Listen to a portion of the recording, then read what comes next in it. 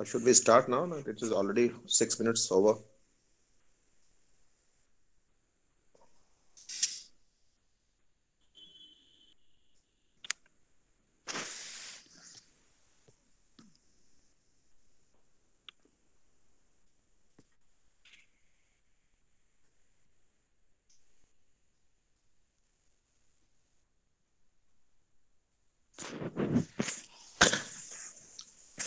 Now, is it visible? Yes, sir. Yes, sir.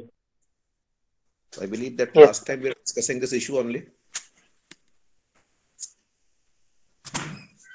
Last day पे हम लोग क्या बात कर रहे थे?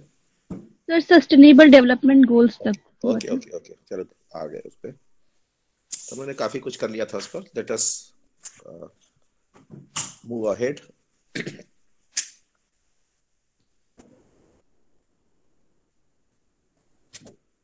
Now, since we are meeting after a long time, after vacation, there were some other issues there.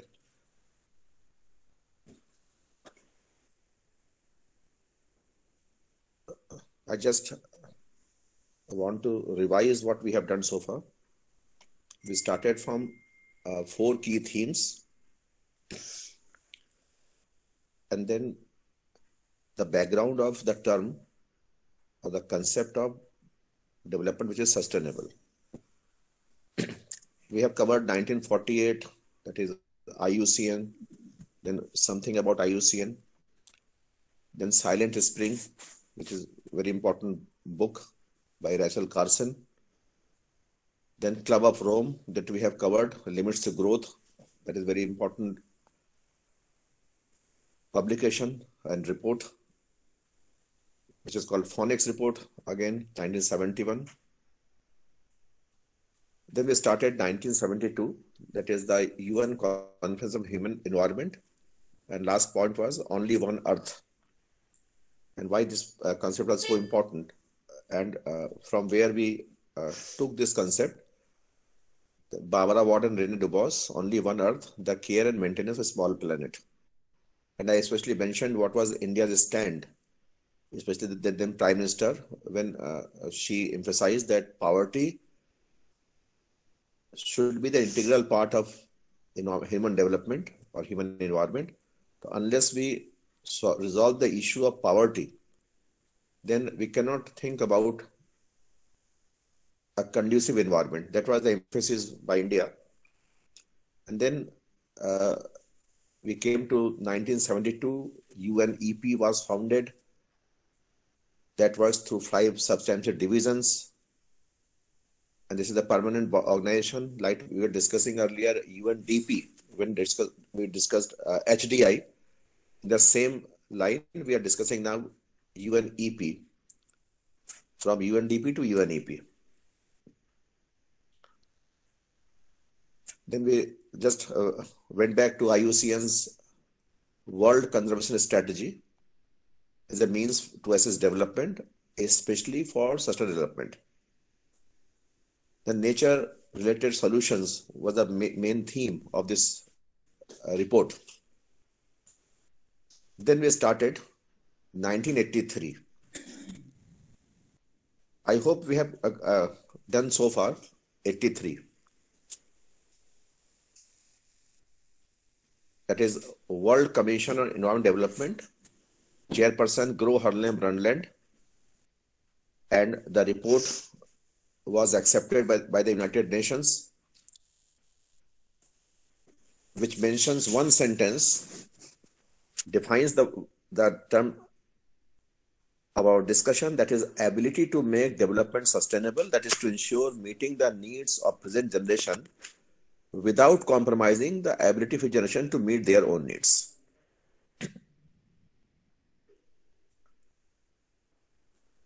हम लोगों ने यहाँ तक बात कर ली थी शायद. Yes, sir. And I would like to just mention that this sentence, that was a part of the report, Our Common Future, became the official definition of this term because it was accepted by the United Nations General Assembly. And one very important point, that Gro Harlem Brundtland, she was the chairperson of that commission, that World Commission on Environment Development. And in that commission, one member was from India also. Member of that commission was from India also. That is Nitin Desai. Nitin Desai was the member of this commission, and he wrote that particular chapter from where we have picked this sentence. You can just mention that, very, very interesting, that you may not get this reference in the books, that this particular part of that report, Our Common Future, was written by Nitin Desai, who was a member of that commission.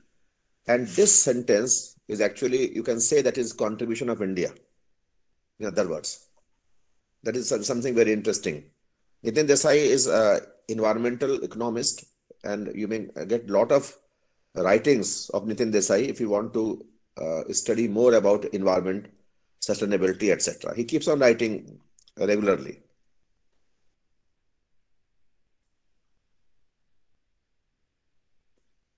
मेरे ख्याल से उन्होंने यहां तक बातें कर ली थी, 87 तक. इस पर कोई आपको अपनी बात करनी हो तो बताएं मुझे. Then we'll proceed further.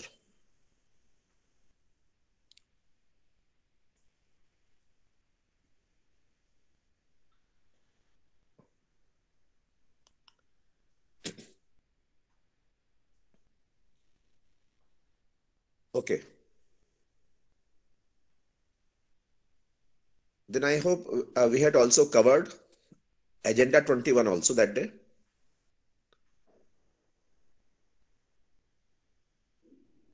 Yes, sir. So a very brief idea of that we have given here, that is UN Conference on Environment and Development, all called as Earth Summit.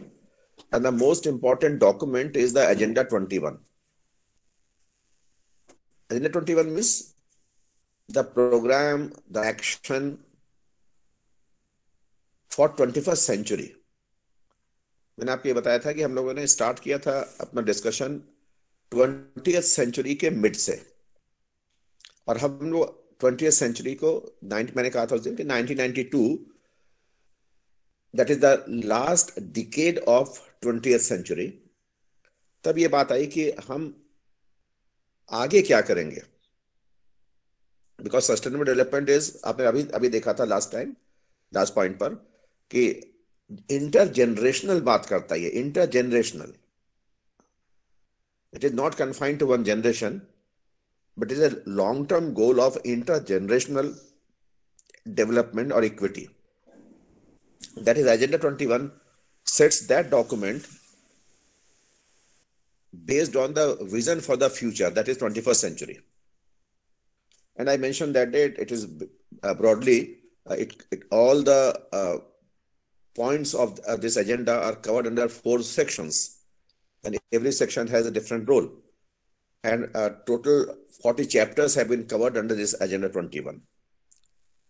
So we have just mentioned that we had a very huge report. And that is most importantly, what is Agenda 21? So I have written that a document of principle, desired actions, international agreements on climate change and biodiversity, and a statement of principles on forest for putting sustainable development into practice. ये पूरा document sustainable development को practice में यानी कार्यान्वित करने के मार्ग, सिद्धांत, अनुबंध, इन सब की बात करता है. ये कि what principles we have to follow, what agreements we have to made, what actions are to be taken, what principles have to be followed. This is the agenda 21.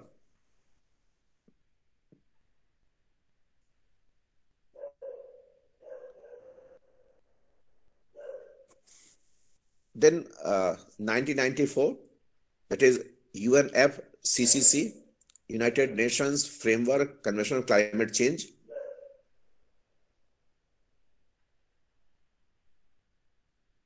And you know something about that, what we have written I've covered that also last time. UN signed the UNFCCC in 1992 and ratified it in November 1993. And so far, 26 conferences have been held under the banner of UNFCCC, that is Conference of Party 1, COP1, 1995 in Germany, to very recent COP26, that is Glasgow, Scotland, that is very recently in November 21 only. And that was very important. You must have gone through all the details of Glasgow Climate Summit and India's stand in that summit also. I hope you remember all these things. This is a brief idea of what happened since 1995 till date. Just I've given a list, and at least 1, 2 are very important. At least COP21, that is 2015 Paris, that is Paris Agreement on Climate Change, and then recent one COP26, that is Climate Change Agreement at Glasgow, yes, Scotland.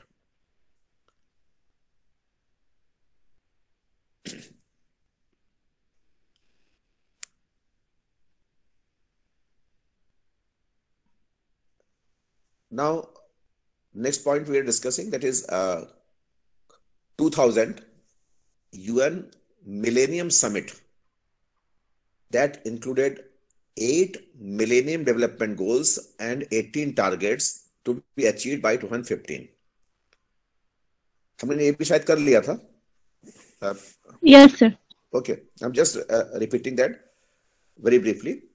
Then goal 7 was ensure sustainability of environment, having 3 targets. Then next is 2002, that is Rio plus 10. It is 1992 plus 10, but it is Rio plus 10. The Rio summit was 1992, and then Rio plus 10, 2002. That is World Summit on Sustainable Development held in Johannesburg, South Africa. And the Johannesburg Declaration was created, and WEHAB initiative was announced. That is 5 dimensions. And you know Johannesburg, I think. Johannesburg जानते हैं कि नहीं Johannesburg? Yes, sir. Yes, sir. Yes, sir. Yes, sir. यहाँ से कल India के लिए bad news आई थी, इसलिए मैंने पूछा. आई थी कि नहीं कल बैड न्यूज इंडिया के लिए? Yes, sir. Yes, sir. Yes, sir. Test हार गए.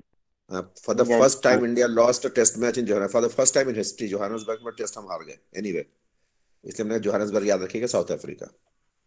तो first was Rio, second was Johannesburg. 1992 was Rio, and second is, that is Brazil. Second is Johannesburg, South Africa. Again, Rio plus 20. Again, Rio de Janeiro, Brazil. फिर से Brazil. तो first was Brazil, second Johannesburg, third is Brazil. तो after 10 years, तो अब मुझे मालूम नहीं कि Rio plus 30 क्योंकि 22 में होना चाहिए, because but due to this very difficult time, मुझे मालूम नहीं कि वो 22 में होगा या नहीं होगा, पोस्टपोन होगा. जैसे आपने देखा होगा अभी यहाँ पर कि COP25 2019 में हुआ था, तो एनुअल मीटिंग होती है, लेकिन 2020 में हमारा COP26 नहीं हुआ था बिकॉज ऑफ कोरोना. तो 1 साल का गैप आ गया था यहाँ पर. आपने लास्ट में देखा हो 25, 26. Otherwise all years are in a sequence every year. So similarly, 1992 plus 202 plus 112. So in that light, we have there should be 222 also, but I don't know due to this new situation, global situation, whether possible or not, I don't know.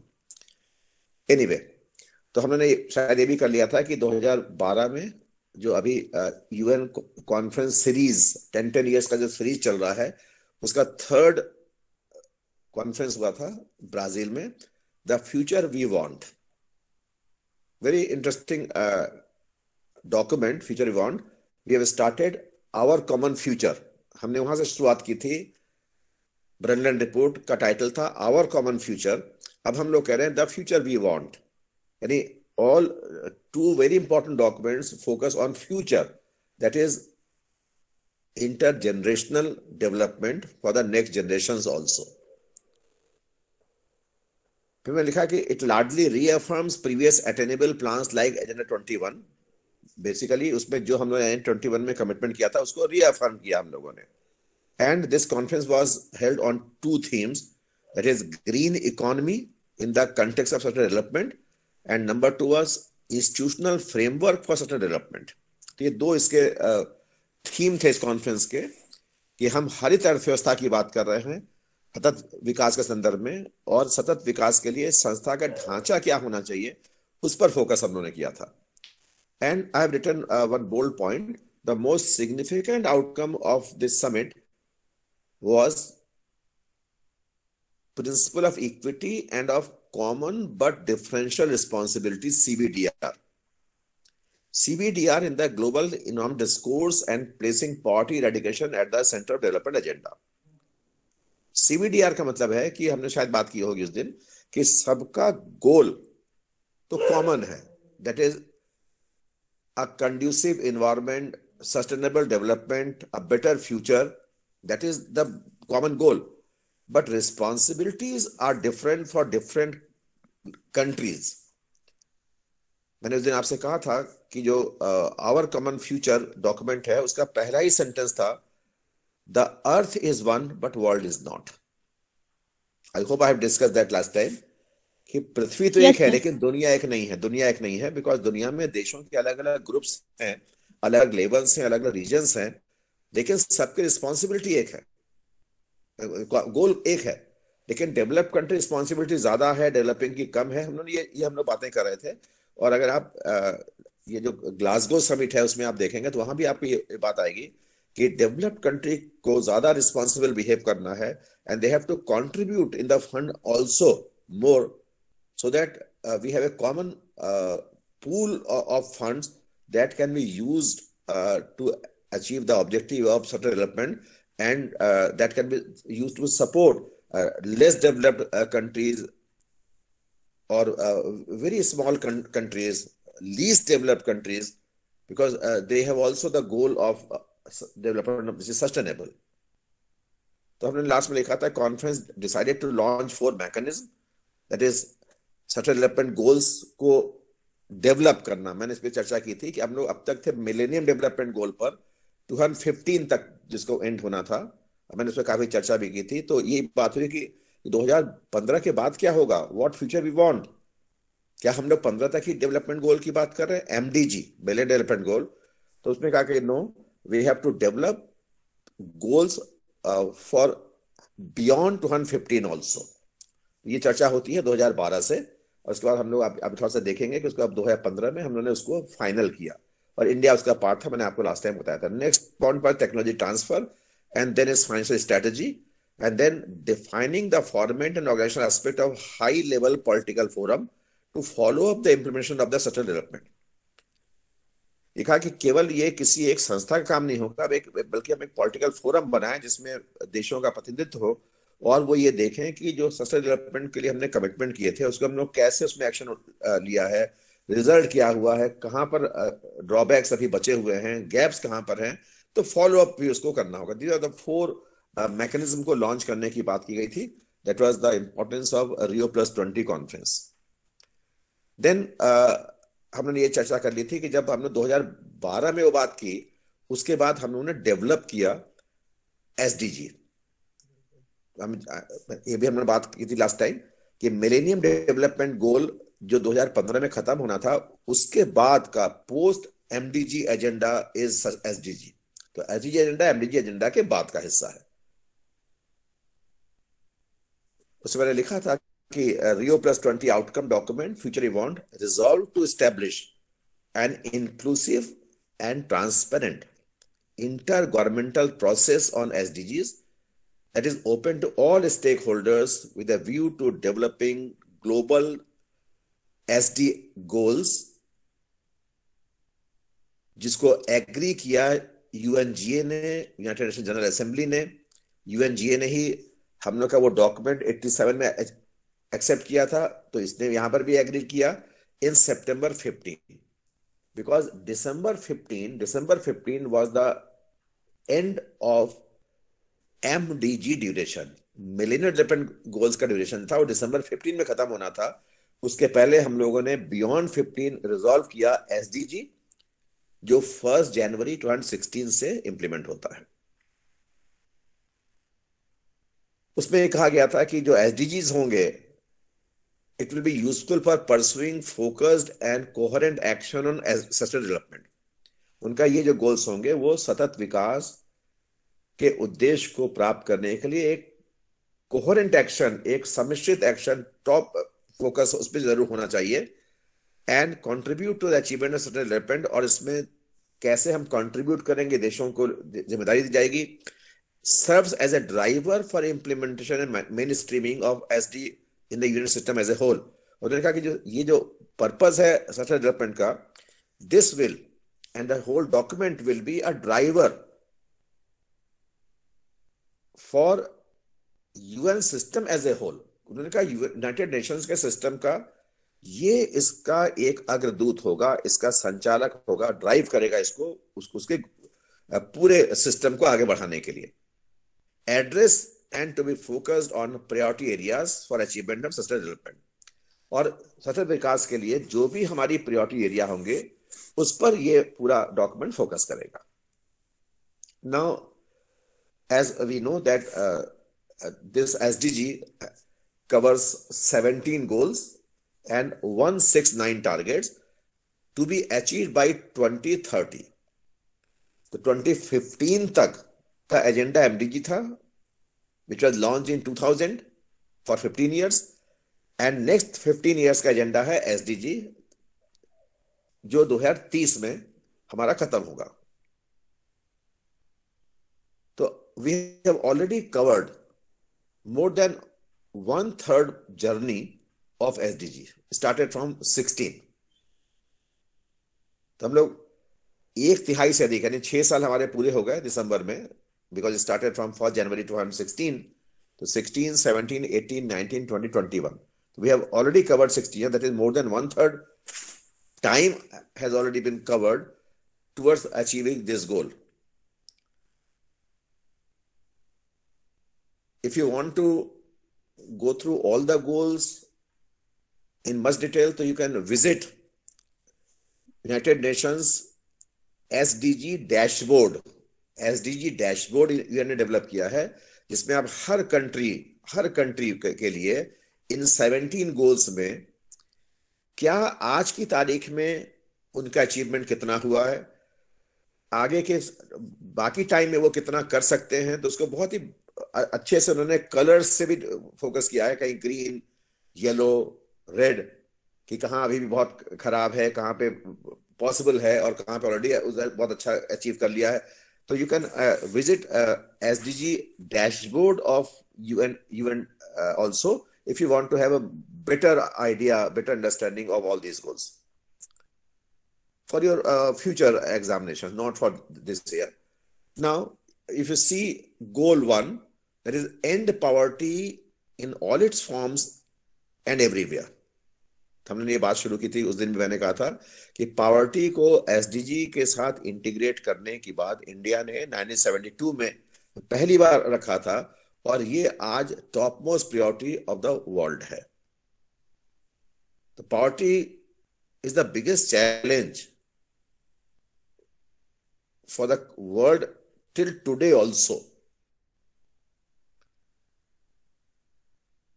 जब भी आप poverty पढ़ेंगे, देखिए इसमें आप कई आपको indicators मिलेंगे, इंडेक्स मिलेगा, मेजरमेंट्स मिलेंगे। तो now the most recent one at the global level is United Nations का ही है, that is Multi Dimensional Poverty Index, MPI। And unfortunately, if you measure multidimensional poverty in the world, the largest number of poor people are in India as far as multidimensional poverty is concerned। This is also very serious challenge for India and a very serious challenge for the world as a whole also। Then all other points I have already written, that is keeping poverty, hunger, well-being, education, gender। So each point covers a significant point of development which should be sustainable, covering various dimensions under 17 points।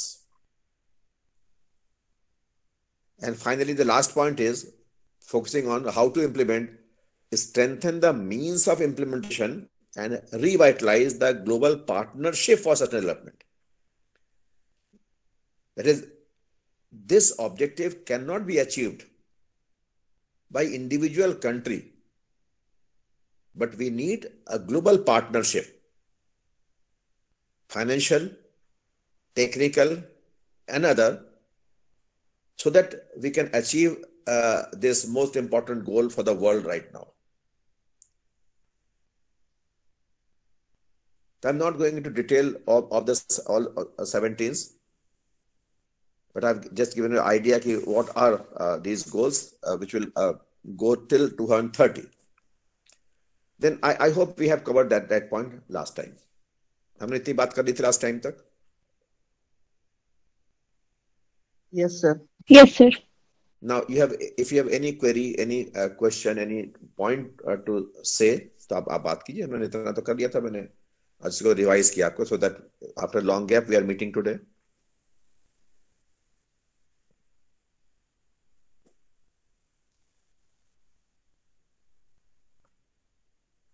We have missed some classes because some difficult situations and some uncertain engagements also.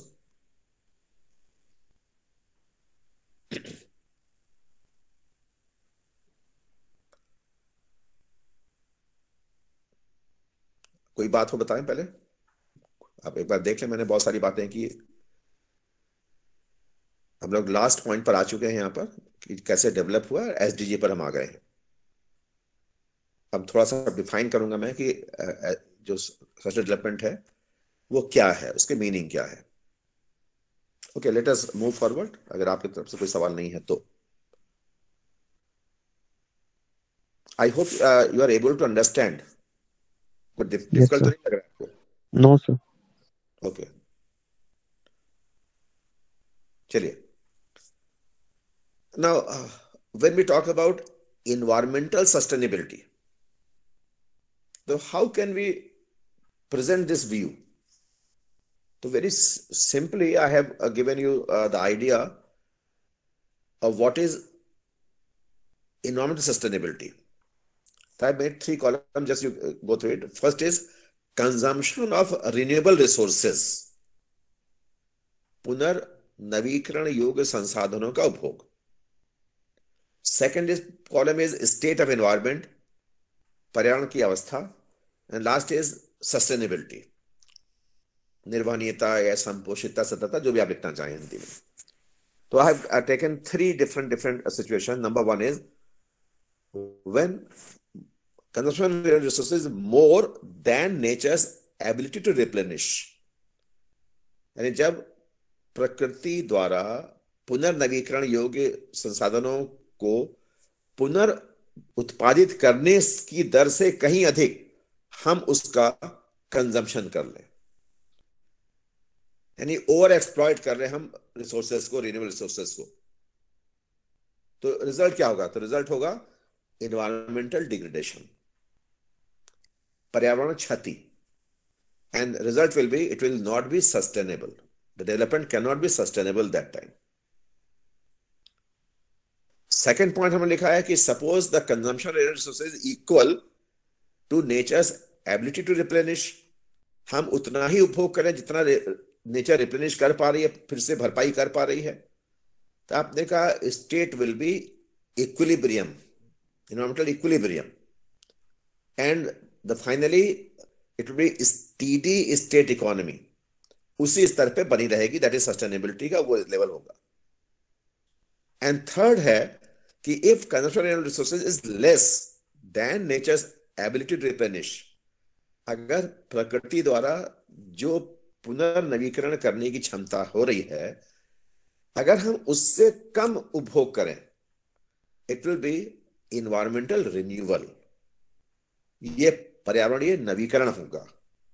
And sustainability, environmental sustainable, तो प्रकृति जो हमारे sustainability का जो level होगा वो environmentally sustainable होगा. तो third is the best option, that is consumption of renewable resources less than nature's ability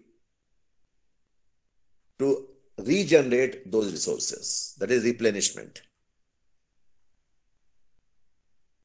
I hope it is very simple. The basically focus is on first column. If it is more than ability, it will degrade. Equal to ability, it will equilibrium. But less than the ability, then renewable. So renewable is always better than other two. And first is worst. सबसे खराब पहला है, दूसरा ठीक है, तीसरा बढ़िया है. That is the 3 stages. Now, but when you talk about sustainability, it is a very simple term, but there are 3 alternative definitions also. अभी हमने कहा कि resources का हम consumption कैसे करेंगे, तो you can have very interesting idea about these 3 terminology also. तो मैं उसको रीड कर रहा हूं पहले. The issue of such a development is based upon the notion that earlier generations should be free to pursue their own well-being as long as in so doing they do not diminish the welfare of future generations. हमने यही definition अभी देखा था कि ये जो सतत विकास की संकल्पना है वो इस अवधारणा पर आधारित है. नोशन उसका अवधारणा ये है कि जो पिछली पीढ़ियां हैं वो अपने वेलबींग, अपने कल्याण, अपनी आवश्यकताओं को पूरा करने के लिए फ्री होनी चाहिए, स्वतंत्र होनी चाहिए, लेकिन तब तक जब तक उनका ये वेलबींग के क्रियाकलाप जो कदम उठा रहे हैं वो आने वाले जनरेशन के कल्याण को कम ना करें.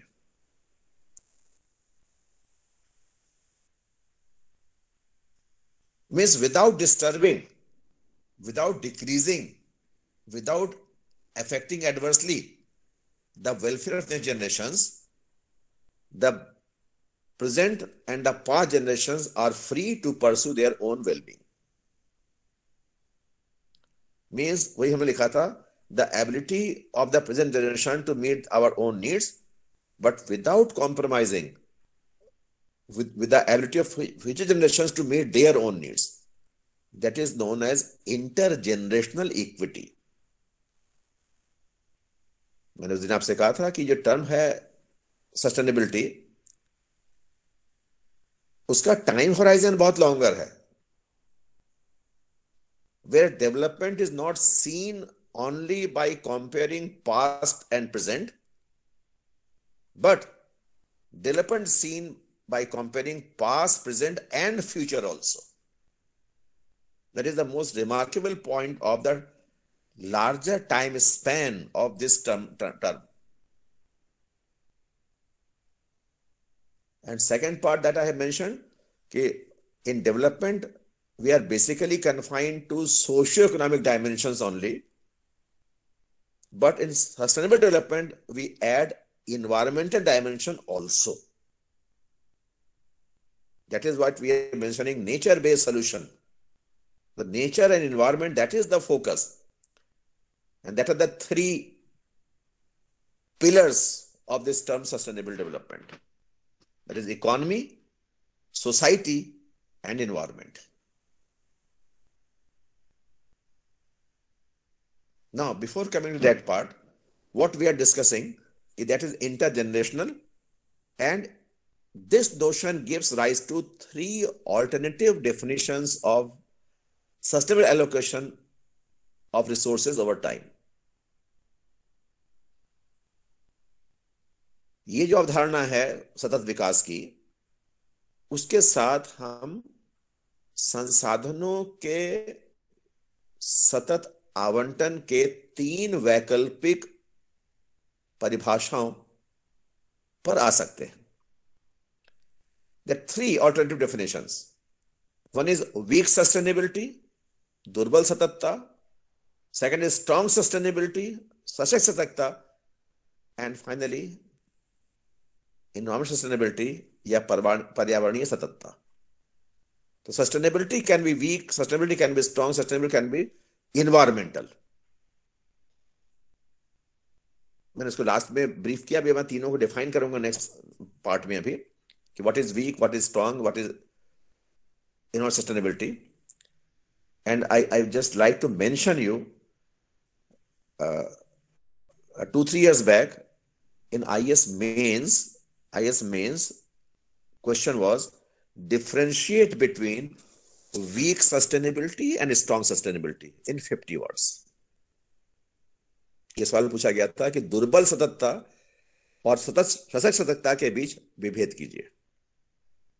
We generally use the term sustainability and hardly see that there are different types of sustainability also. That I want to give you a brief idea about these three terms also, so that this, whenever you come across these type of questions, you are able to solve the questions also. तो मैंने एक general comment लिखा है नीचे कि in general not all allocations are sustainable and not all sustainable allocations are efficient. सामान्यतः संसाधनों के सभी आवंटन संपोषित या सतत नहीं होते और सभी संपोषित आवंटन कुशल नहीं होते. Furthermore market allocation can be, इसलिए जो बाजार आवंटन है उसके 4 अलग अलग प्रकार हो सकते हैं. Number 1, efficient but not sustainable, कुशल तो है लेकिन सस्टेनेबल नहीं है. सेकंड है सस्टेनेबल बट नॉट एफिशिएंट, सतत तो है लेकिन कुशल नहीं है. थर्ड है इनएफिशिएंट एंड अनसस्टेनेबल, न कुशल है न संपोषित है. And fourth is efficient and sustainable, कुशल भी है और संपोषित भी है. Then again you can say the fourth one is the best, where resources are allocated in most efficient way and that way is sustainable also. All three are inferior to this fourth system. And third is the worst. Therefore, if we want to achieve sustainable system of allocation, that we must pick the fourth point where allocation is sustainable as well as efficient. How is possible? They are moving further. Now, first coming to these 3 points: weak, strong, and environmental sustainability. Now, let us look at what is weak sustainability. So very simply, I have given you some examples also.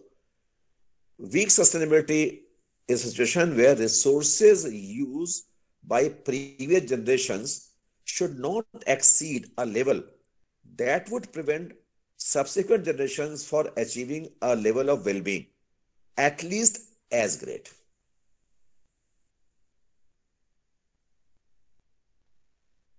Please understand each sentence very carefully. I'm just focusing on this point. पहला point sentence कहता है कि resources use by previous generations should not exceed a level that would prevent subsequent generations from achieving a level of well-being at least as great. जो बात हम पहले भी कर चुके हैं, अर्थात पिछली पीढ़ियों द्वारा संसाधनों के उपयोग का स्तर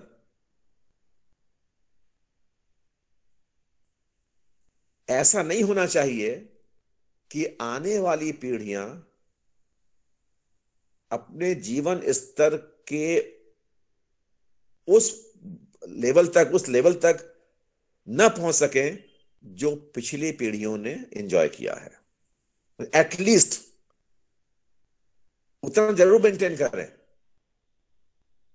नाउ सेकंड पॉइंट आप देखें तो और क्लियर होगा कि अब इससे हम क्या डिफरेंस निकाल रहे हैं. One of the implications of this definition is that the value of capital stock should not decline. This is a very interesting point. इस परिभाषा का एक प्रभाव यह है, एक अर्थ यह है कि जो कैपिटल स्टॉक, जो पूंजी भंडार है, capital stock includes natural capital plus physical capital both.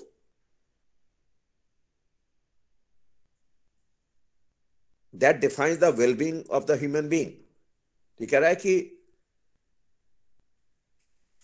प्राकृतिक पूंजी और भौतिक पूंजी का जो भंडार है, उसका मूल्य, उस भंडार का मूल्य कम नहीं होना चाहिए समय के साथ साथ।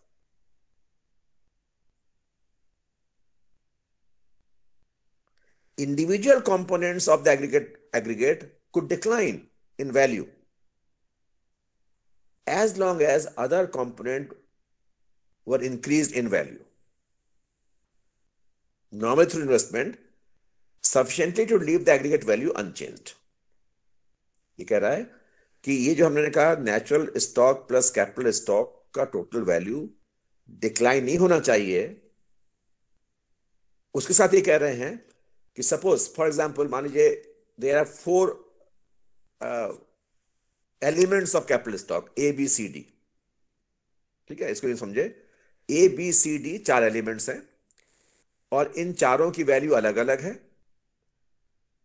और टोटल वैल्यू इन चारों की जोड़कर सपोज फॉर एग्जांपल 100 रुपीज है। इस 100 रुपीज में सपोज ए की वैल्यू 30 है, बी की वैल्यू 20 है, सी की वैल्यू 10 है और डी की वैल्यू 40 है। तो 30 प्लस 20 प्लस 10 प्लस 40 मीन्स 100। तो 100 टोटल कैपिटल स्टॉक की वैल्यू है। अब ये कह रहा है कि मान लीजिए टाइम चेंज हुआ, ए की वैल्यू जो 30 थी वो कम होकर 20 हो गई,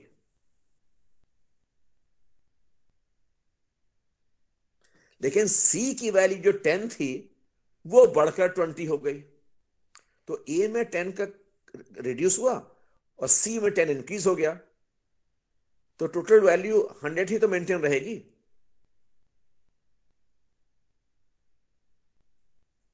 मेरी बात समझ पा रहे हैं कि नहीं, बताइए आप।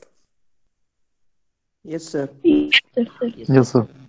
अगर आपका कॉपी हो तो लिख लीजिएगा, तो मैं तो ऐसे ही जबानी बोल दे रहा हूं क्योंकि आपको डिफरेंस जल्दी मिलेगा नहीं। सवाल पूछा गया था इसलिए मैं बता रहा हूं क्या क्या यहां पर बातें हो रही हैं। हम कह रहे हैं कि one of the implications of this definition is that the value of capital stock, natural plus physical, should not decline. हमने एग्जांपल लिया कि मान लीजिए नेचुरल और फिजिकल कैपिटल मिलकर 100 रुपए है, पूरे स्टॉक 100 रुपए है, इसमें अलग अलग कंपोनेंट है। मैंने कहा फॉर एग्जांपल 4 कंपोनेंट है। अगर मान लीजिए किसी एक कंपोनेंट का वैल्यू कम हो जाए तो टोटल स्टॉक का वैल्यू कम हो जाएगा, ठीक है।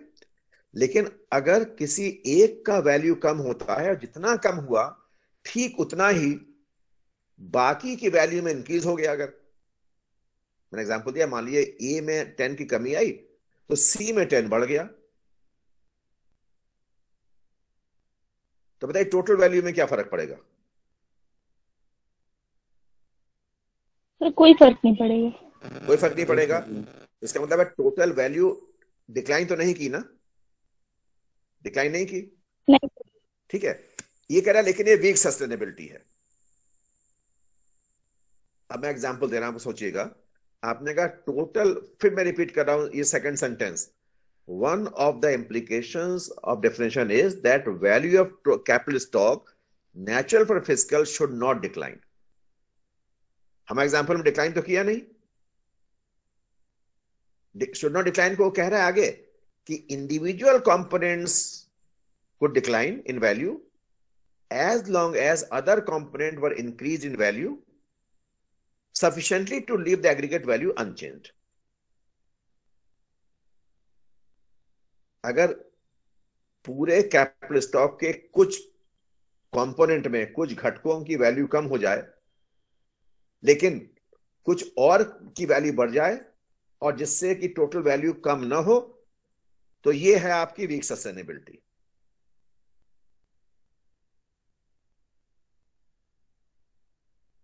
कुछ बात समझ में आई कि नहीं, बताइए। Yes sir. Yes sir. अब देखिए एग्जांपल दे रहा हूं, आप समझिएगा। तो आप इसको सस्टेनेबल मानेंगे कि नहीं मानेंगे, जो हमने अभी बात की total value remain unchanged not declined. आपके आपके लिए क्या सोच रहे हैं आप, ये बताइए। Please read only weak first. ये बात ठीक है? बट सर किसी एक कंपोनेंट की वैल्यू सिर्फ घटती जाएगी और दूसरे की बढ़ती जाएगी तो भी तो ये सही नहीं है ना। नहीं तो उन्होंने क्या लिखा है, यहां पे लिखा है total value of capital stock should not decline. Total value decline की या नहीं की, बताइए। कम हुआ कि नहीं कम हुआ इसमें? नहीं हुआ। नहीं हुआ। नहीं हुआ ना। लेकिन अभी आपने कहा कि ये ठीक नहीं, क्यों नहीं ठीक है बताइए। हमने टोटल वैल्यू तो उतना ही रखा है, ठीक क्यों कह रही है कि ठीक नहीं है ये?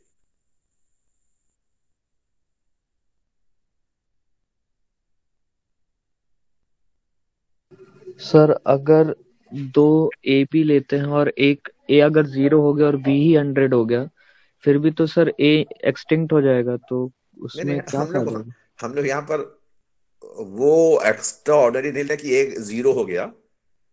जीरो नहीं होगा, सब सारे कंपोनेंट हैं, केवल वैल्यूज में चेंज हो रहे हैं। हम लोग ये लिया, एक्सटेंट नहीं हो वो, पहले तो इसको सोच लिया। यहाँ भी मत सोचिए कि एक्सटेंट हो गया। हमने माइनस और प्लस किया है, जीरो नहीं कर दिया है मैंने। देखिए जो भी आप कह रहे हैं वो ये सोच के कह रहे हैं कि ये अच्छा नहीं है, ये सोचना इस प्रकार से, ये तो आप कह रहे हैं ना। Yes sir. Yes sir. That is why topic is weak sustainability. ये दुर्बल है, इसे तो आप कह रहे हैं कि ठीक नहीं है। टॉपिक वीक सस्टेनेबिलिटी है, वीक है।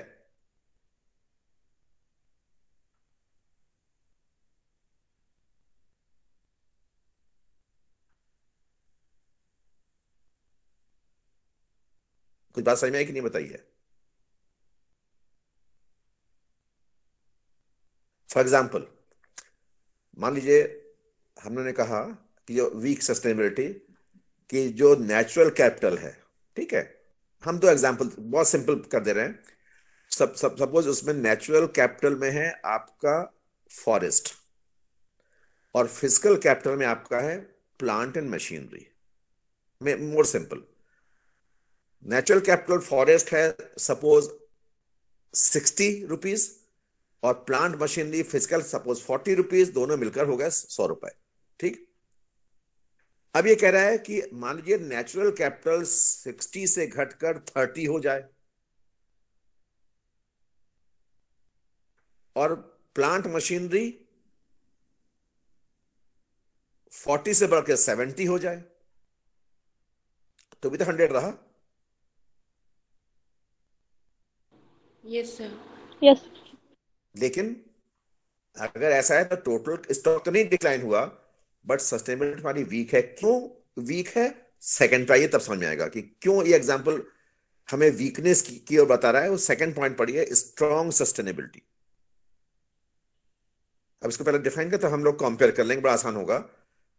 According to this interpretation, the value of remaining stock of natural capital should not decrease.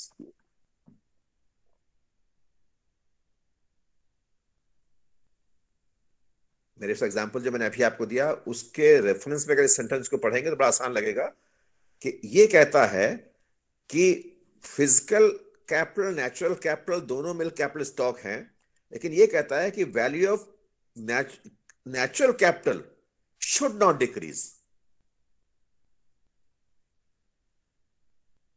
मैंने कहा नहीं कि फॉरेस्ट की वैल्यू कम हो गई, प्लांट की बढ़ गई, तो आपने टोटल अनचेंज्ड है। देखिए नहीं, कह रहा है कि नहीं, फॉरेस्ट की वैल्यू कम नहीं होनी चाहिए। This definition places special emphasis on preserving natural as opposed to total capital. ऊपर हम लोग टोटल कैपिटल की बात कर रहे थे, अब यह कह रहा है कि नहीं, टोटल नहीं, नेचुरल कैपिटल की बात कीजिए। Natural capital should not decline. क्यों ये कहता है? इस बात से क्योंकि because natural and physical capital offer limited substitution possibilities. कह रहा है कि प्राकृतिक पूंजी और भौतिक पूंजी जो है उनके आपस में सब्स्टिट्यूशन की संभावनाएं, प्रतिस्थापन की संभावनाएं बहुत सीमित होती हैं. You can not replace forest by plant and machinery. You can not replace rivers by plant and machinery. इसीलिए कह रहा है कि नेचुरल, जहां weak sustainability focuses on total capital, that should not decline. The strong sustainability focuses on natural capital, that should not decline. Because nature and physical capital may be substituted, but only up to a very small, insignificant point only.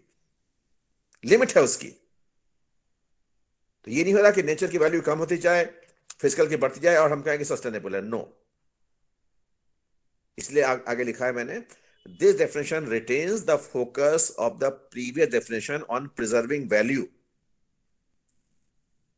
rather than a specific level of physical flow and on preserving aggregate of natural capital rather than a specific component. इसलिए ये जो definition है वो किसी specific component की बात नहीं करता, बल्कि एग्रीगेट नेचुरल कैपिटल की वैल्यू को प्रिजर्व करने के लिए, बनाए रखने की बात करता है. I hope now you can compare between weak and strong very clearly.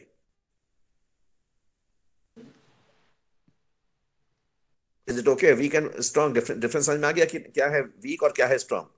Yes, sir. Yes, sir. Yes, sir. Now you come to third point. The most beautiful point is third, that is environmental sustainability.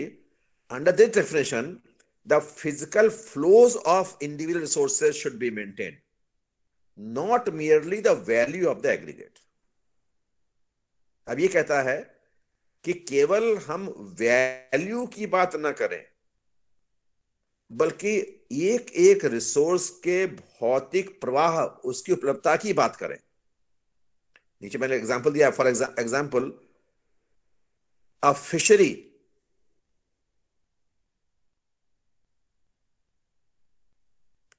must sustain a constant fish catch rather than a constant value of the fishery.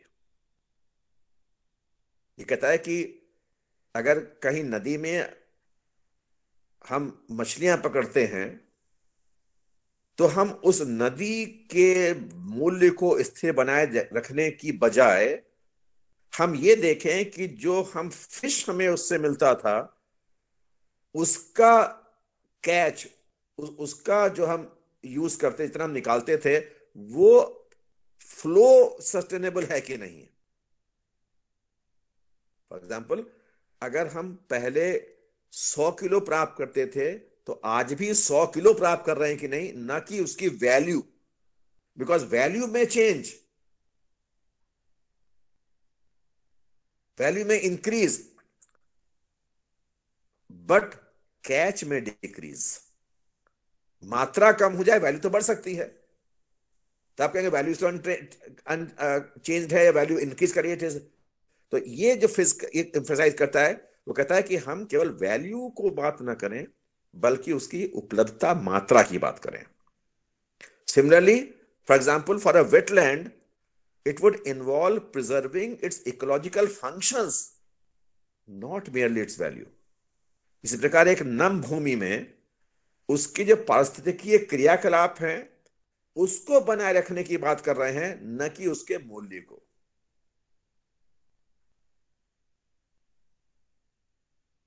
तो sustainable function, sustainable contribution, sustainable quantity, sustainable quality, these are the dimensions of sustainable environment, not the value, not merely the value. If you look at now all three weak sustainability, strong sustainability, and sustainability, you can differentiate effectively among all three parts.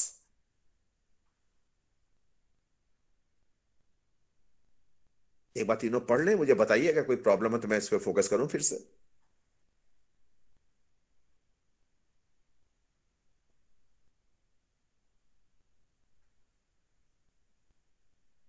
Is it simple now? तीनों का अर्थ clear हुआ बिल्कुल? Yes sir. Sir environmental sustainability में कुछ examples और दे दीजिए। देखिए, जैसे मैंने फॉर एग्जांपल मैंने कहा, जो सबसे इंपॉर्टेंट इंटरेस्टिंग बात है कि इसमें क्या फर्क है फर्स्ट टू कंपोनेंट के, वीक और स्ट्रांग से कैसे फर्क पड़ता है। देखिए, वीक और स्ट्रांग दोनों में हम लोगों ने वैल्यू की बात की है, वैल्यू ऑफ कैपिटल स्टॉक। पहले वाले में वीक में हमने कहा value of natural plus physical की कैपिटल स्टॉक के मूल्य की बात कर रहे हैं। सेकंड में भी स्ट्रांग में भी हमने वैल्यू की बात की, लेकिन हमने उस वैल्यू के साथ साथ नेचुरल स्टॉक की वैल्यू की बात की। ये अंतर समझ में आ गया? Yes sir. वीक में फिजिकल प्लस कैपिटल दोनों को वैल्यू की बात कर रहे थे, स्ट्रांग में हम लोग नेचुरल की बात कर रहे हैं। और क्यों बात कर रहे हैं? क्योंकि हमने लिखा है कि नेचर और फिजिकल कंपोनेंट में जो सब्स्टिट्यूशन प्रतिस्थापन होता है बहुत वीक, बहुत लिमिटेड होता है। इसलिए you can not replace nature by having physical, उसके नेचर को आप रिप्लेस मत कीजिए। अब थर्ड में कहता है कि आप केवल वैल्यू की बात ना करें। जो फर्स्ट सेकंड से डिफरेंस है वो कहता है कि केवल वैल्यू की बात ना करें, बल्कि उसके सर्विसेज, नेचर्स की सर्विसेज की बात आप करें।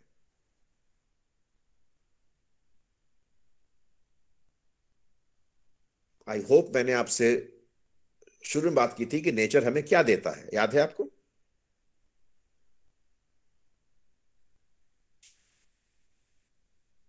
नेचर हमें क्या देता है बताइए?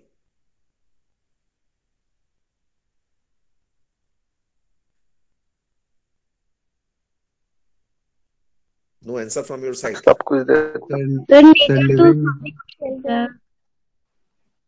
हाँ please please sir please. Living space देता है, फूड, ब्रीदिंग ऑक्सीजन। चलिए रिसोर्सेज मैं आपको सर, बता। रिसोर्सेज हाँ क्या क्या करिए, क्या करिए बताइए, फिर से बोलिए।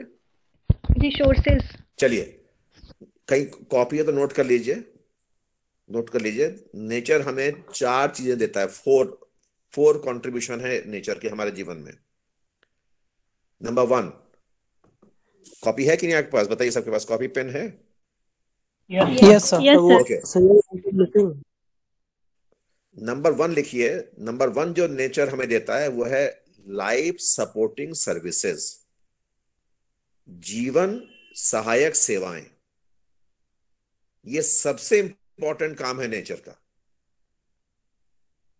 लाइफ सपोर्टिंग सर्विसेज या जीवन सहायक सेवाएं।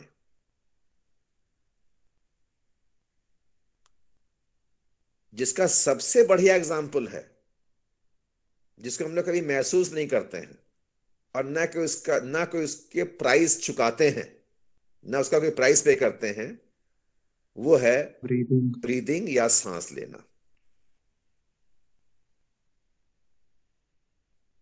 ये पहला, सबसे पहला है। ये लाइफ सपोर्ट सर्विस के लिए सबसे पहले है breathing, air to breathe, water to drink, पीने के लिए पानी चाहिए, सनलाइट चाहिए, सूरज की रोशनी चाहिए। These our life supporting services, number one. I hope it is very clear. Number two है, यस नंबर टू है नेचर हमें नेचुरल रिसोर्सेज देता है। ये हमें प्राकृतिक संसाधन देता है।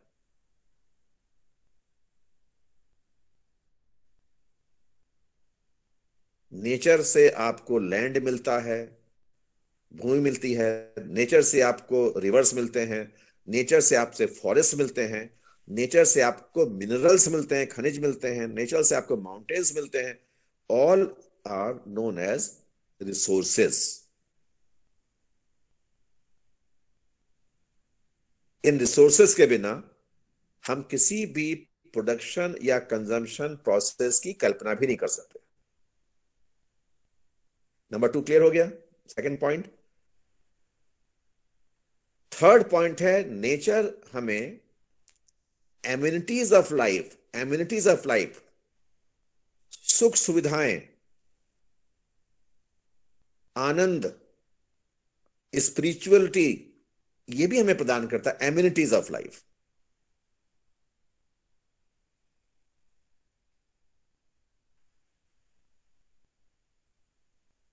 ये बात समझे आप, amenities of life. Beautiful scenario nature तो देगा हमें।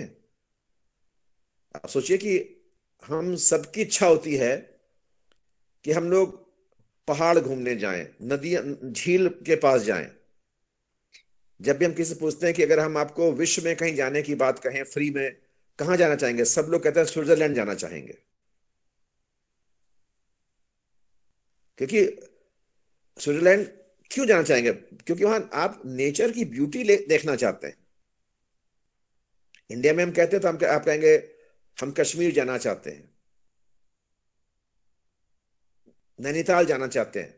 These all are places where you get amenities of life, that is a beautiful natural scenario, and you are ready to spend money for that.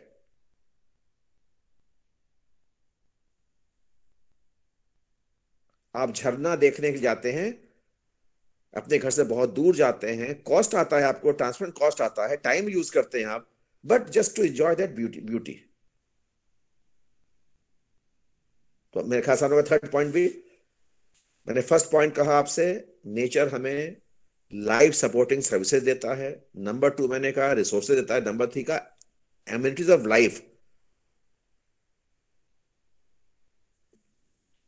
And fourth point, last point contribution of nature is कि ये आपके लिए waste sink, WAST, waste sink, कूड़ेदान का काम भी करता है। ये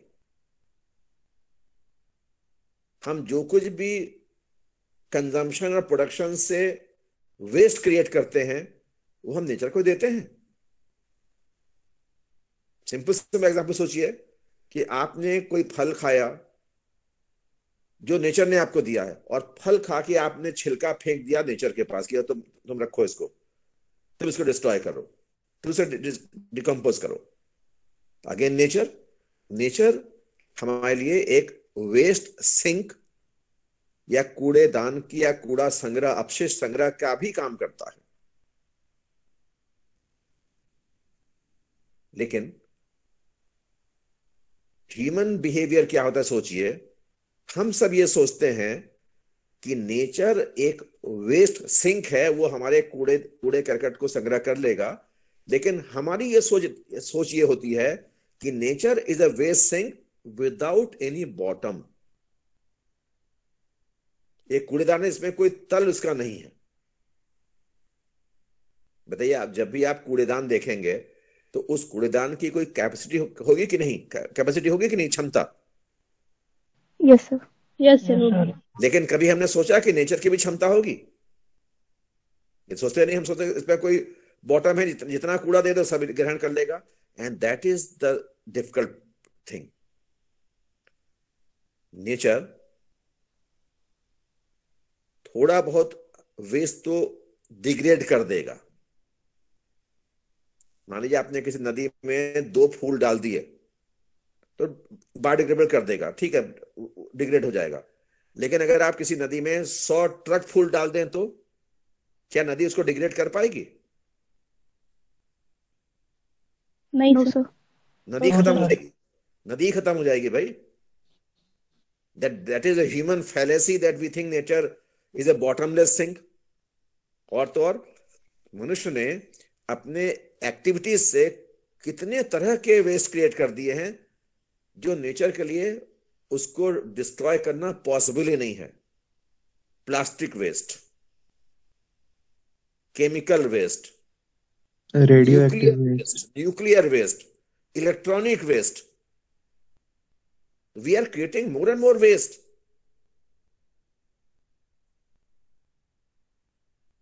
जब रैशल कार्सन ने अपनी किताब लिखी साइलेंट स्प्रिंग, तो उन्होंने केवल पेस्टिसाइड का जिक्र किया था। अगर वो आज होती तो आज वो पेस्टिसाइड जगह पे प्लास्टिक का जिक्र करती। Microplastics, plastics. most important waste adverse to the nature.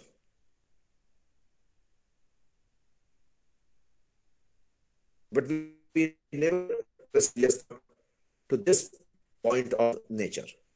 Anyway, मेरे ख्याल 4 बात समझ में आ गई कि नेचर हमें क्या देता है। 4 चीजें मैंने लिखा है आपको, मैं रिपीट करता हूँ। पहला मैंने बताया life supporting services, number 2 number 3 the amenities of life, number 4 is waste sink. देता है नेचर। अब जो आपने सोचा था कि एग्जांपल दीजिए, तो मैंने आपसे कहा कि नेचर का केवल और केवल इस्तेमाल हम वैल्यू के रूप में ना करें, बल्कि हम ये देखें कि नेचर हमें इन चीजों का फ्लो कितना दे पा रहा है, कितना उपलब्ध हमें करा पा रहा है। मैंने इसमें 2 एग्जांपल लिए थे, एक फिश का लिया और एक में वेटलैंड का लिया था। नंबर 3 एग्जांपल दीजिए। हमने कहा कि फॉरेस्ट का कंट्रीब्यूशन हमारे लाइफ में क्या होता है। ये हमें न केवल कार्बन सिंक, कार्बन अवशोषण का कार्य करता है हमारे लिए, बल्कि हम वैरायटी ऑफ फॉरेस्ट प्रोड्यूस भी प्राप्त करते हैं। माइनर फॉरेस्ट प्रोड्यूस, बहुत सारी जड़ी बूटियां, बहुत सारे पत्ते, बहुत सारी लकड़ियां, बहुत सारे फ्लोरा फौना हमें फॉरेस्ट से मिलता है। अब ये कह रहा है कि ये सस्टेनेबिलिटी थर्ड पॉइंट था, ये कह रहा है कि लेकिन हम केवल इनकी वैल्यूज को ना देखें, बल्कि देखें कि क्या हमें निरंतर उतनी मात्रा में जड़ी बूटियां मिल रही हैं, मात्रा में, न कि वैल्यू में। क्या हमें लगातार उतनी मात्रा में इसकी लकड़ियां, इसके पत्ते मिल रहे हैं या नहीं मिल रहे हैं। अगर ये मिल रहे हैं लगातार, तो हम this is sustainability, environment sustainability, not merely value but it's functions. तो मैंने आपको बहुत ब्रीफली फॉरेस्ट का इकोलॉजिकल फंक्शंस की मैंने बात की कि from carbon sink to other functions also ecological, variety of forest produce etcetera also. That flow of components of forest should remain unchanged. That should not be the third point. मेरे तो बात clear हो गई होगी कि क्या मतलब है sustainability. Yes sir. Yes sir. जैसे डिग्रेड करने की क्षमता है, तो वो डिग्रेड करने की क्षमता ना कम हो जाए, वो लगातार डिग्रेड करने योग्य बना रहे। That is sustainability of environment. That is the most important thing.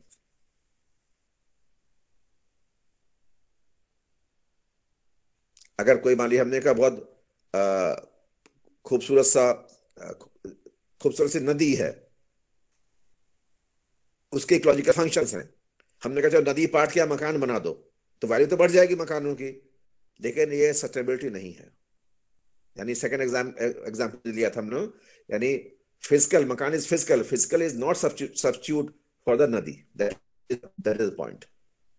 The ecological functions must maintain a desired flow. That is the third point of sustainability.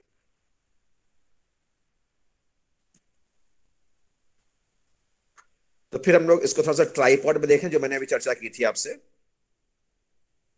कि हमने कहा the field of development can be conceptually broken into 3 constituent parts. That is environmental sustainability, जो अभी हमने चर्चा की, economic sustainability and socio-political sustainability।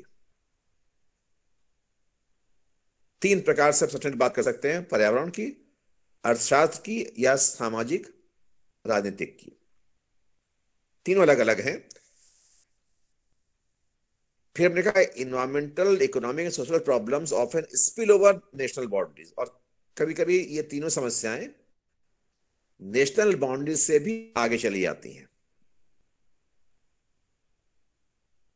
Now you look at that simple diagram जो आपने ऊपर में दिया है फोटोग्राफ, नीचे में लिखा है components of sustainability tripod placed in hierarchical relationship, environment holds the primacy as the ultimate limiting factor, and a vibrant economy is reliant on a healthy societal environment. देखिए, सबसे बड़ा हिस्सा जो है पेरिफेरी जो है वो इन्वायरमेंट है। इन्वायरमेंट के भीतर समाज आपका सोसाइटी है, और समाज का एक हिस्सा है इकोनॉमी।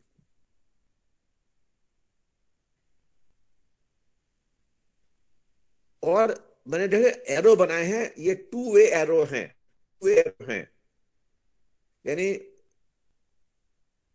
इन्वायरमेंट और इकोनॉमी के बीच दो तरफा एरो है, इन्वायरमेंट सोसाइटी के बीच में टू डायमेंशनल एरो है। देखा, ये बात समझ गए होंगे कि सोसाइटी, समाज में इकोनॉमी भी है और समाज के बाकी हिस्से भी हैं, उसमें पॉलिटिक्स भी है, उसमें रिलीजन भी है, उसमें कम्युनिटीज भी हैं। There are so many components of society, of which economy is also one component and very important component, because without economic activities we cannot survive, society cannot survive. And the ultimate limiting factor is the environment जिसके भीतर रहते हैं। तो इसमें आप two way relationship की हमने बात कर रहे थे। हमने कहा environment affects economy and economy affects environment.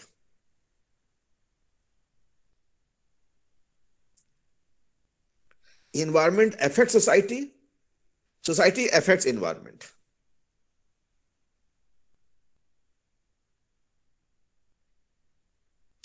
बताइए, बात क्लियर हुई कि कैसे ये टू वे रिलेशनशिप है?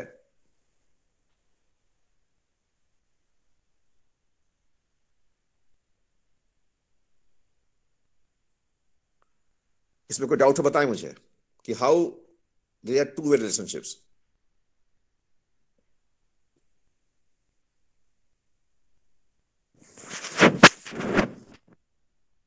नाउ सपोज पूरा वर्ल्ड आज ग्लोबल वार्मिंग के लिए परेशान है। किसने किया ये? Human society.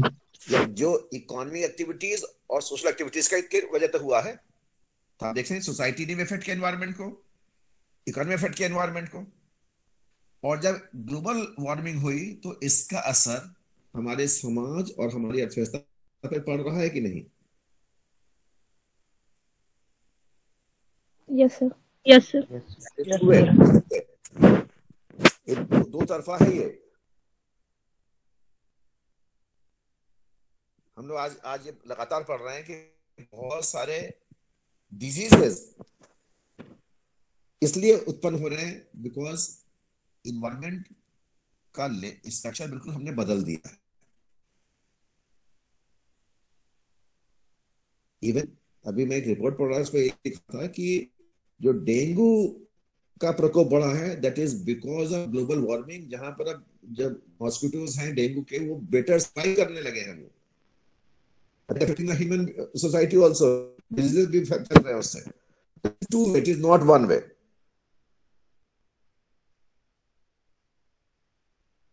इसलिए ये रिलेशनशिप अगर है तो हमें क्या करना होगा? सबसे पहले environment should be healthy. That will ensure a healthy society and also vibrant economy. Therefore, we always talk about interaction of this tripod. जो तीन इसके हिस्से हैं, ट्राइपॉड है, उसके इंटरेक्शन की बात करते हैं हम लोग। तो यहाँ पे हमने बहुत सिंपली लिखा है, ये बहुत पॉपुलर डायग्राम है ये। Environment, economy, society, they are three components और इनका इंटरेक्शन हमेशा होता है।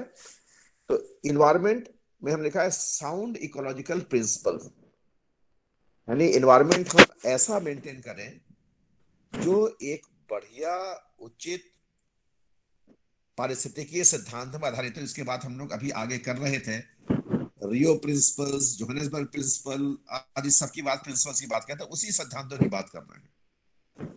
Environment should function on sound ecological principles and economy should be adopt robust economic practices. Robust का मतलब हुआ it should not be over consumption, over production. हमने diagram किया था जहां पर नेचर के रिप्लेनिश करने की शक्ति के भीतर ही हम रहें, उससे उसके बराबर ऊपर ना जाएं, it is robust and society is a good life for individuals and community. यानी वो प्रैक्टिसेस हम अपनाएं जो व्यक्ति और समुदाय के लिए अच्छे जीवन की ओर ले जाए।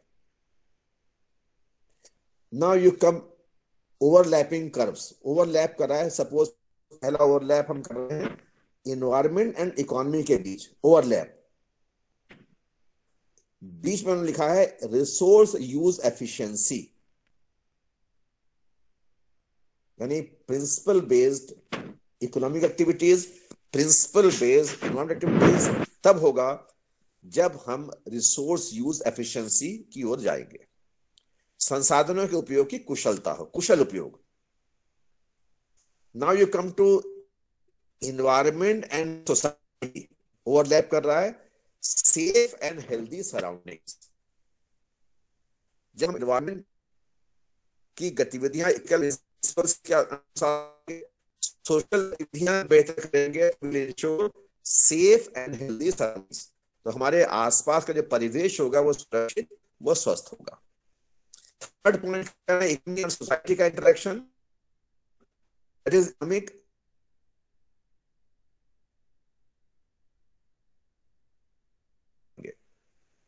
Now the point, centre point, now look at green point, जहां तीनों ओवरलैप कर रहे हैं, तीनों ओवरलैप कर रहे हैं एक दूसरे को, दैट इज सस्टेनेबल डेवलपमेंट या सस्टेनेबिलिटी। सततता वो है जहां पर इन्वायरमेंट, इकोनॉमी और सोसाइटी तीनों एक दूसरे के साथ ओवरलैप कर रहे हैं with sound ecological principles for environment, robust practices for economy and good in life for individual community. ये तीनों जब मिलकर एक साथ प्रिंसिपल बेस्ड होंगे, then we can assure sustainability.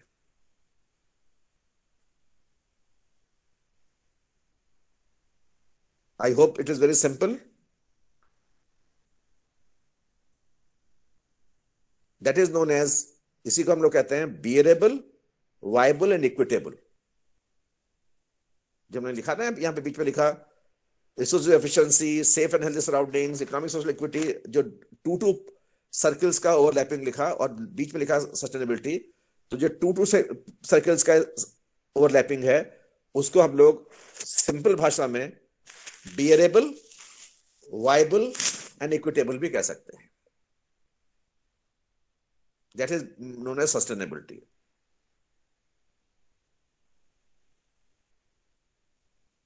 Now, if you look at this whole issue in terms of matrix, starting from the bottom, बीच में लिखा है सर्टेन डेवलपमेंट मैट्रिक्स, नीचे लिखा है प्लैनेट, पीपल एंड प्रॉफिट, ये तीन हिस्से हैं इसके।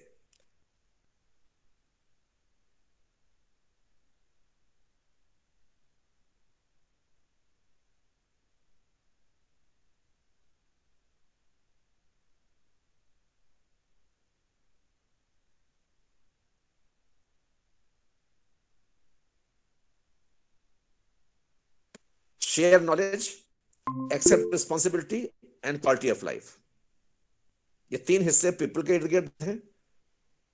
प्रॉफिट में क्रिएट वैल्यू, एलिमिनेट वेस्ट, जब ये मैं बात कर रहा था, एंड रिकॉग्नाइज इंटरडिपेंडेंस, मूल्य सृजित कीजिए, अपशिष्टों को समाप्त कीजिए और परस्पर निर्भरता को चिन्हित कीजिए।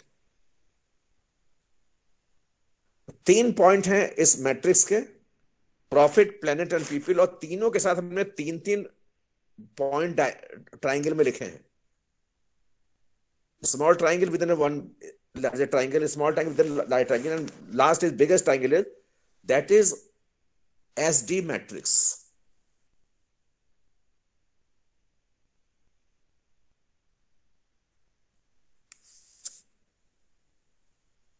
Now coming to last point. Now question is, जो हमारा इशू था वो है sustainable development. Now there are 3 questions and each question has 3-dimensional answers. पहला क्वेश्चन है व्हाट टू बी सस्टेन्ड। आप देख रहे हैं संपोषित विकास, सतत विकास, निर्वहनीय विकास, सस्टेनेबल डेवलपमेंट। तो सवाल है सस्टेनेबल क्या सस्टेन करें। इसके 3 डायमेंशन आंसर है। नंबर 1 नेचर को सस्टेन करें, लाइफ सपोर्ट को सस्टेन करें, कम्युनिटी को सस्टेन करें। नेचर में हमने लिया अर्थ, पृथ्वी, बायोडाइवर्सिटी, जैव विविधता, इकोसिस्टम, पारितंत्र प्रणाली। लाइफ सपोर्ट, इकोसिस्टम सर्विसेज, यानी मैं भी बात की, सांस लेना, पानी पीना आदि आदि, sunrays, resources and environment. Community में culture, groups and places. These are to be sustained. Then what is to be developed? आपने कहा people, economy, society, they are to be developed. People में मैंने लिखा है 2-3 पॉइंट दिए, child survival, life expectancy, education, etcetera. Economy में wealth, productive sectors, consumption, इसे हम डेवलप करें। देन सोसाइटी, समाज में institution, social capital, states, regions, values, security and wellbeing, इसे हम डेवलप करें। लेकिन हमने कहा कि सस्टेनेबल डेवलपमेंट इंटरजेनरेशनल। अब थर्ड पूछा but how, for how long, कितने समय के लिए, कितने दिनों के लिए। तो आपने कहा नंबर 1 जनरेशन 25 ईयर्स, इसको भी करें। Now and in the future, वर्तमान में, भविष्य में भी। And third is for ever, हमेशा के लिए।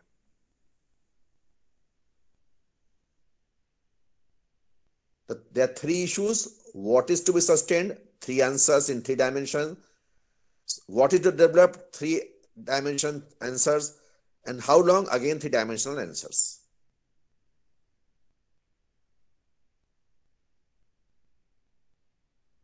Now just coming to concluding part. Challenges क्यों है ये? तो हमने लिखा कि क्यों हम लोग इसकी बात इतनी कर रहे हैं। तो मैंने लिखा है major unintended changes are occurring in the atmosphere, in soils, in waters, among plants and animals. हम आज ये देखते हैं कि वातावरण में, मृदा यानी भूमि में, जल में, वनस्पतियों में और पशुओं में बहुत व्यापक परिवर्तन हो रहे हैं जो वांछित नहीं है। फिर हमने लिखा है nature is bountiful but it is also fragile and finally balanced. प्रकृति प्रचुर है किंतु यह क्षणभंगुर भी है और इसमें सभी घटकों का बहुत सूक्ष्म संतुलन भी है। There are thresholds that cannot be crossed without endangering the basic integrity of the system. और प्रकृति के विभिन्न घटकों की एक सीमाएं बनी हुई हैं जो आपस में जुड़ी भी हुई हैं, संतुलित भी हैं। अगर हम इन सीमाओं को तोड़ते हैं तो इसके पूरे अस्तित्व को ही हम खतरे में पहुंचा देंगे। Today we are close to many of these thresholds. और आज हम इनमें से अनेक सीमाओं के बहुत करीब हैं और बहुत का तो अतिक्रमण भी कर चुके हैं। That is a challenge.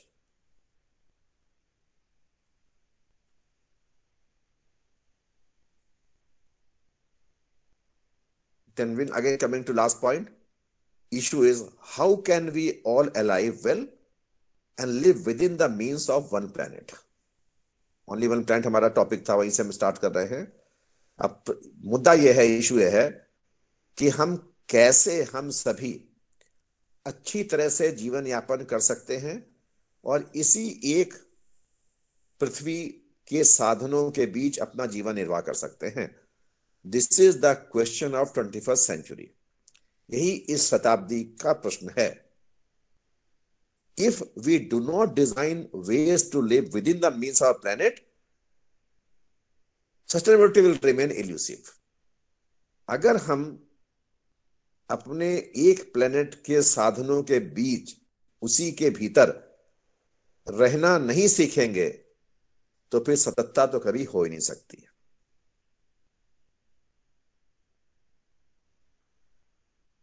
Climate change जो आज सबसे बड़ा विषय है, तो हमने लिखा है climate change policy is not a simple choice between a high growth high carbon world and a low growth low carbon world, a simple question of whether to grow or to preserve the planet.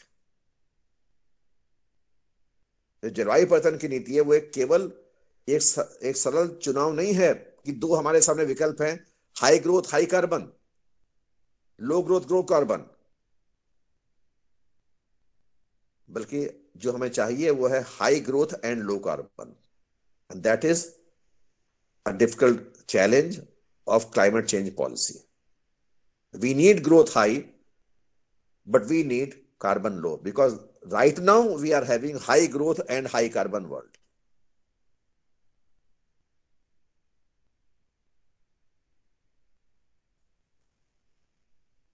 Now pathway क्या है, climate policy बढ़िया कैसे होगी, तो मैंने 3 point लिखा है। Acting now, तत्काल कदम उठाना है। Time is most scarce element, सबसे दुर्लभ तत्व जो है समय है, इसलिए तत्काल कदम acting now. Acting together, that is global partnership और technology transfer and funding mechanism, जो हम लोगों ने गोल 17 ऑफ एसडी देखा था, acting together global partnership. And now acting differently, that is the resource use efficiency, संसाधनों के प्रयोग की कुशलता होनी चाहिए। लास्ट पॉइंट, थिंक, सोचिए, if not now then when. अगर हम सतत विकास के लिए अभी कदम नहीं उठाएंगे तो कब उठाएंगे? If not we then who, अगर हम मनुष्य ही ये कार्य नहीं करेंगे तो कौन करेगा? Lastly, if not here then where, और अगर हम यहीं पर नहीं करेंगे तो कहां करेंगे? बिकॉज ओनली वन प्लेनेट, ध्यान रखिए, नॉट हियर मतलब प्लेनेट। हम यहां तो हम कोई मंगल में या सूर्य में तो करेंगे नहीं। तो think, we have to think, if not now then when. अगर सस्टेनेबिलिटी के लिए मेजर्स अभी नहीं लेंगे तो कब लेंगे? हम नहीं लेंगे तो कौन लेगा? और यही नहीं लेंगे तो कहां लेंगे? These three are the issues for the entire world today, and that is how we have proceed through the concept of sustainable development. With this, I have concluded our chapter that was basically development of the concept. हमने उस पर भी आ गए, कुछ और बातें भी कर ली है। बातें बहुत सारी इसमें हो सकती हैं। I just skipped कि जो बहुत लेंदी हो जा रहा है, not necessarily also. Now tell me, what do you think about this?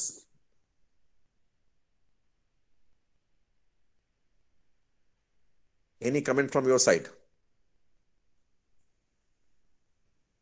We will contribute our best Yes, from our बिल्कुल, side, individual side. we must. हमने इसी लास्ट में आके ये सोचा, बहुत बढ़िया आई।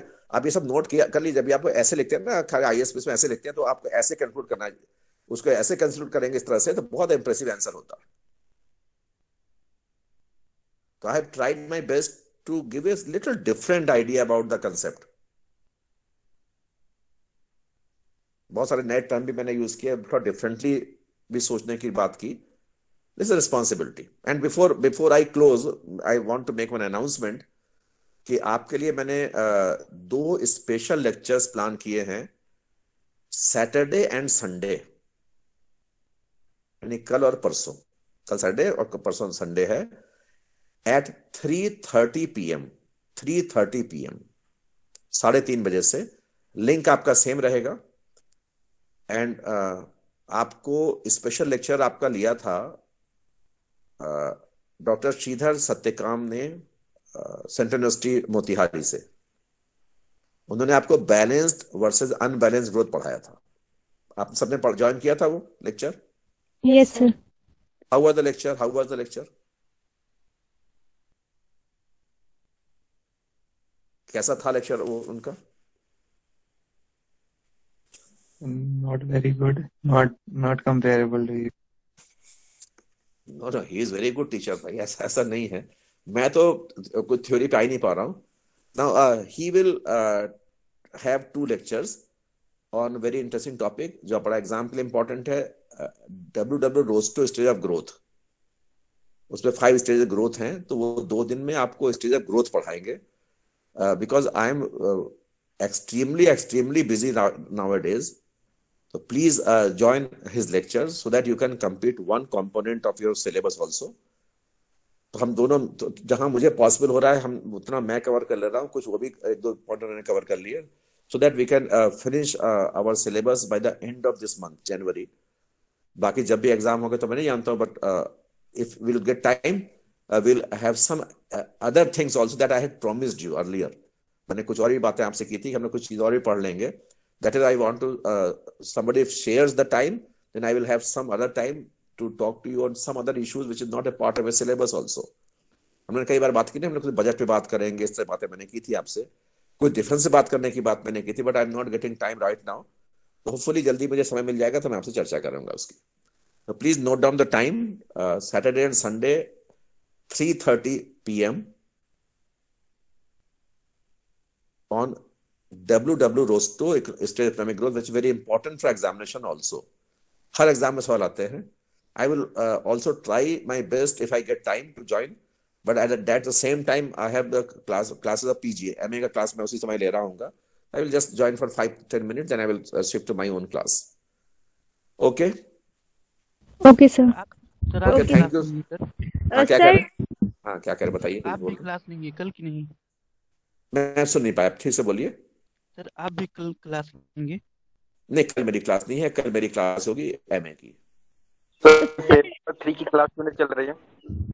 आवाज आपकी ब्रेक कर रही है, फिर से बोलिए. जब मैं ब्रेक सर ब्रेक हुई. पेपर 3 की क्लास जो मनमोहन सर लेते हैं वो नहीं हाँ, चली थी. मनमोहन सर मुझे आज अपना टाइम टेबल देंगे, मेरी कल से बात हुई है. वो मॉर्निंग में कुछ अपना टाइम बनाकर आपको एक्स्ट्रा क्लासेस लेंगे, मेरी उनसे बात कल हो गई है. वो मुझे आज अपना टाइम फ्रेम बताएंगे तो मैं आपको कम्युनिकेट कर दूंगा. Okay sir. अगर उन्होंने आज दे दिया तो मैं कल जब हम लोग का 3:30 बजे से क्लास होगा तो मैं आपको तब बता दूंगा कि मनमोहन सर की क्लास कब से होगी. ठीक है? आपकी नेक्स्ट क्लास कब होगी? मेरी क्लास में कल और परसों आप जुड़ेंगे, मैं बता दूंगा फिर से. Okay sir. सर ठीक है? एक्सक्यूज मी हाँ सर. बताइए. सर टाइमिंग मॉर्निंग में करवा दीजिए सर, हो सके तो. मनमोहन यही का टाइम. मॉर्निंग होगा, मेरा मॉर्निंग में नहीं हो पाएगा. Only okay. फ्राइडे मॉर्निंग में आपके लिए बहुत टाइम निकाल लेता हूँ. मुझे 9-9:30 बजे यूनिवर्सिटी पहुंचना होता है, बिकॉज मेरी रिस्पॉन्सिबिलिटी डिपार्टमेंट की और फैकल्टी की बहुत ज्यादा है. मैं क्या बिकॉज माई जो मुझे काम अच्छा नहीं लगता, मुझे वो काम करना पड़ रहा है, एडमिनिस्ट्रेटिव वर्क. तो morning I am not free at all.